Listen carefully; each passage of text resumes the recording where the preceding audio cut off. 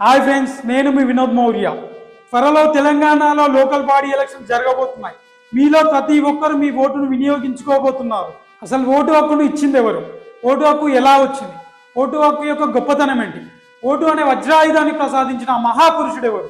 అసలు ఓటు హక్కును ఈ దేశ ప్రజలు ఎలా ఉపయోగిస్తున్నారు?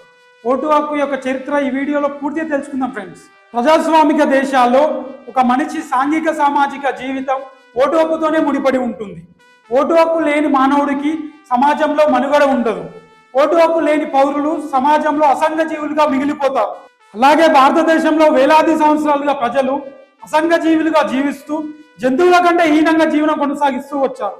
ఆ అసంఘ జీవులుగా ఉన్న మానవులను ఓటు హక్కు ద్వారానే మనుషులుగా గుర్తించబడ్డారు. భారతదేశంలో 1930 కంటే ముందు 15% ప్రజలకు మాత్రమే ఓటు హక్కు ఉండేది. మెజారిటీ ప్రజలైన 90% ప్రజలకు ఓటు హక్కు లేదు ఈ దేశంలో. మరియు ఓటు హక్కు రాకముందు ఈ దేశంలో మెజారిటీ 90% ప్రజలకు గుర్తింపు లేదు, పౌరసత్వం లేదు. కనీసం వారు జనాభా లెక్కల్లో కూడా లేరు. ఏదో జంతువులు జీవిస్తున్నాయి, మనుషులు జీవిస్తున్నారు జంతువుల కంటే హీనంగా.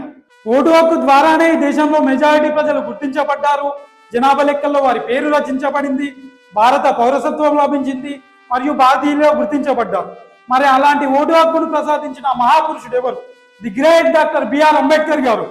డాక్టర్ అంబేద్కర్ గారి వల్లనే మనకు ఓటు హక్కు లభించింది. అంబేద్కర్ గారు 1920 నుంచి 1932 వరకు దాదాపు 12 సంవత్సరాలు యుద్ధం చేస్తే మనకు ఓటు హక్కు లభించింది. అలాంటి గొప్ప ఓటు అనే వజ్రాయుధాన్ని దేశ ప్రజలు డబ్బుకి, మందుకి, మాంసానికి అమ్ముకొని దేశ ప్రజలను, ఈ దేశాన్ని భ్రష్టుపాలి పట్టిస్తున్నారు.